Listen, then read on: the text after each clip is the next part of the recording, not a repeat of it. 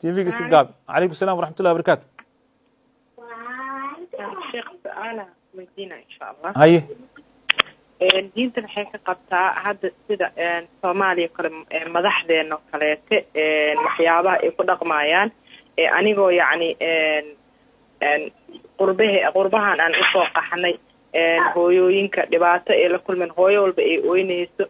kuwa Soomaaliya jooga daruufta ay ka muuqato iyo dayac ay ka muuqato anagoo wadankeena nimco haysano markaan aniga waxyaabahaas aan arko iyo dawladnimo aanan arki waligay markaan waxyaabahaas arko aan madaxda aan habaarkaas yani ani maxaan dambiga ku leeyahay نعم ان habaarka caamka oo lagu ogol yahay qof particular ah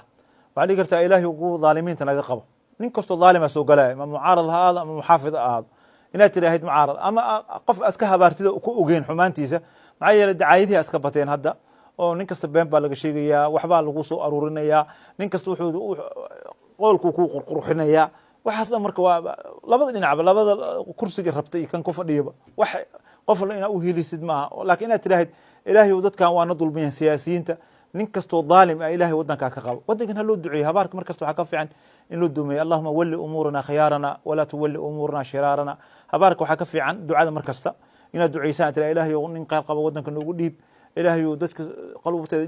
isjeclaysi allahumma alif bayna qulub as-soomaliyiin Soomaalida qalbigeeda isku keen saas inaad tira markasta wanaagsan laakiin hada hal meel amartid waxa laga yaabaa shaydaanka inuu hal mar ku tuso ka jeceshahay oo u qabtid nin fiican inuu yahay oo isna ilaahay agtiisna ka xun aad ogeyn inaad tiraahdo kaasa fiican kan kala habaartid oo hadhow aan naqatid qof cadaalad ka tagay marka ducada ku dadaal insha Allah